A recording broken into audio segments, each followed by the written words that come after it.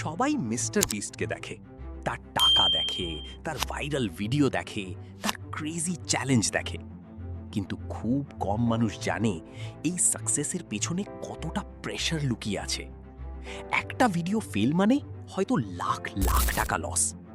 ভাবতে পারো, তুমি একটা ভিডিও বানাতে মাসের পর মাস সময় দিলে, তারপর মানুষ সেটা স্কিপ করে চলে গেল। মিস্টার বিস্ট শুধু ভিডিও বানায় না, সে প্রতিদিন অডিয়েন্সের অ্যাটেনশনের সাথে যুদ্ধ করে।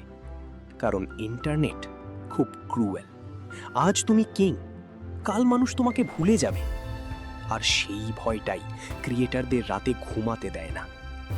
তুমি হয়তো 10 মিনিটের একটা ভিডিও দেখো, কিন্তু সেই 10 মিনিটের জন্য কেউ হয়তো 3 মাস ঘুম ছাড়াই কাজ করেছে।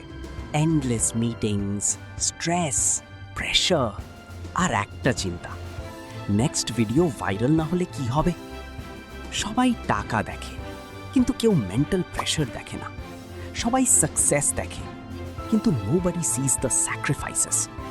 বন্ধুদের সাথে টাইম নেই, নর্মাল লাইফ নেই, প্রাইভেসি নেই। ক্যামেরার সামনে হাসলেও ভেতরে ভেতরে অনেক ক্রিয়েটার কমপ্লিটলি এক্সস্টেড। আর এটাই ইন্টারনেটের ডার্ক রিয়ালিটি।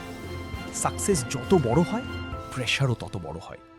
তাই আজ যদি তুমি ছোট ক্রিয়েটার হও আর ভিউজ কম পাও, তাহলে মনে রেখো, সব বড় ক্রিয়েটার একদিন জিরো থেকেই শুরু করেছিল।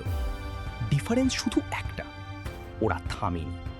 আর হয়তো একদিন তোমার স্টোরিটাও মানুষ ইন্সপায়ার হয়ে দেখবে।